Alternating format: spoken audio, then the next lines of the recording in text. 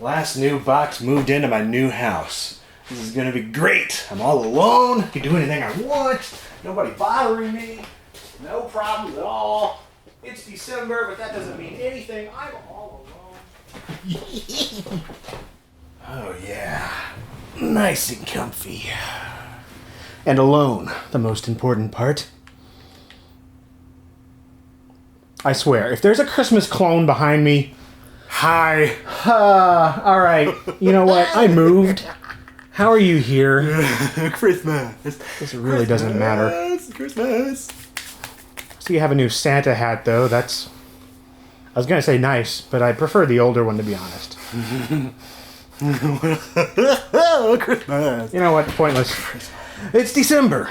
That means it's time for Christmas lazy game reviews. It's Christmas.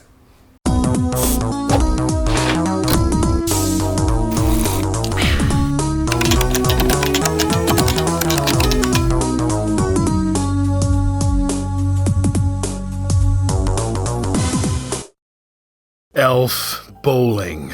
If there's a Christmas game that results in equal parts nostalgia and groans of disdain, it's this one.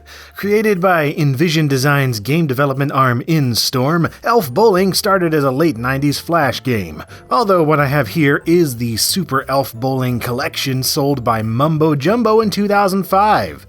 As testified by the very existence of this box, Elf Bowling was absurdly popular, to the point of earning this physical collection, receiving at least 7 sequels and spin-offs over the years, and even its own feature-length movie, somehow.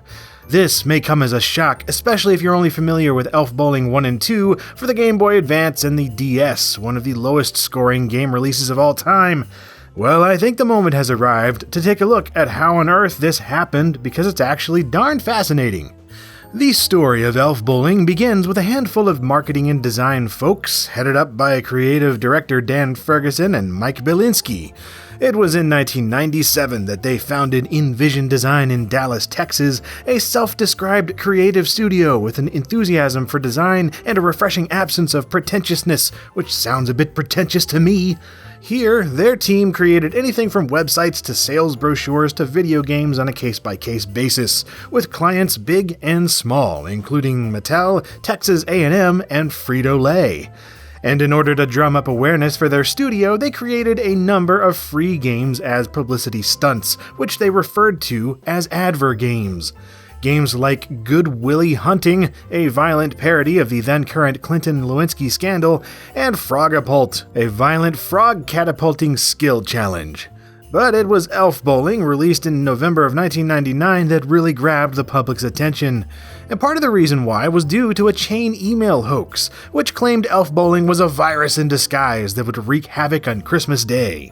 Well, no infected versions of the game were ever found, which prompted security firms and media outlets to spread the news of the false alarm, and awareness of Elf Bowling only increased from here. And so, due to a combination of crafty emails, straightforward gameplay, and its unapologetically crass nature, Elf Bowling soon became one of the most played games on the PC, with 7.6 million players by December of 2000. At one point, as far as mainstream media was concerned, the big three in PC gaming were Doom, Quake, and Elf Bowling. It has become one of the most popular computer games in the country, even bigger than Quake or Doom. It's called Elf Bowling. But now that we know where it came from, the question remains, why did so many people play so much Elf Bowling? There were plenty of games created by InStorm as a viral marketing tool for their advertising overlords, so why did this one end up jumpstarting a bizarre media empire? Well, let's hop right into the original game, which, like most of the others, came packaged as a self-contained executable. You're plopped right into the main menu with little fanfare and greeted with an incredibly slow text crawl, setting the stage in the form of a low-effort Night Before Christmas rewrite. The summary is that Santa's elves are overworked, underappreciated, and going on strike, and instead of negotiating, Santa decides to show them who's boss by using them as bowling pins in a rare but not unexpected show of saintly sadism. But if that's all there was to it, I don't imagine Elf Bowling would have caught on to the same degree, because that's not much of a setup. But once you start a game, it becomes immediately more apparent why this went viral in the earlier days of the internet. Hey, Santa.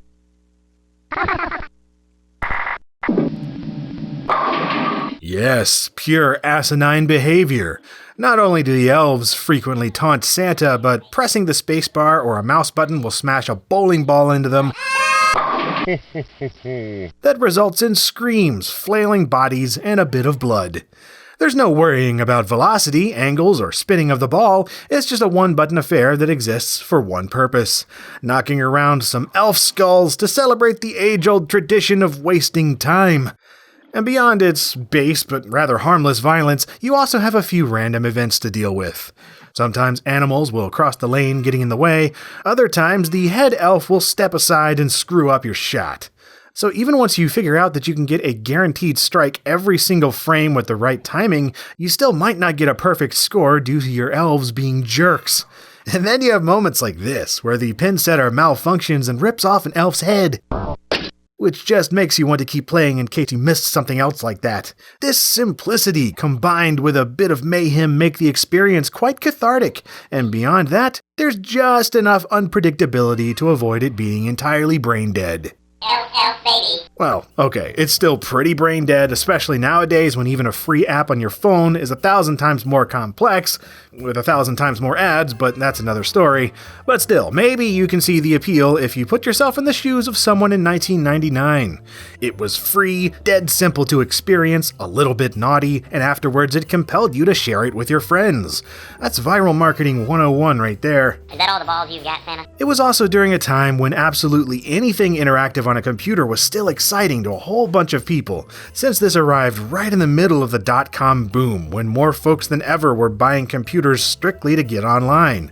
And Flash games in general were still a relatively new concept, and I have no doubt that Elf Bowling inspired many people to make their own. Throw in a little bit of infamy regarding false virus claims, and Elf Bowling was the right game at the right time to hit a home run.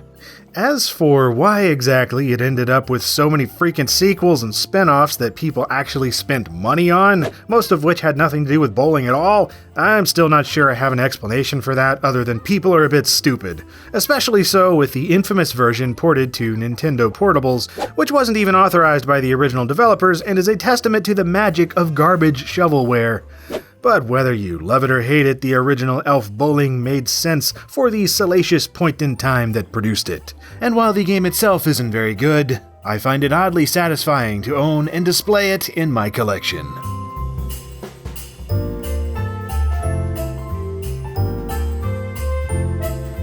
Did you like this video? Well, I hope so, and if that is the case, then click on some of these if you'd like to see more, or just check out new videos every Monday and Friday here on LGR, and as always, thank you very much for watching.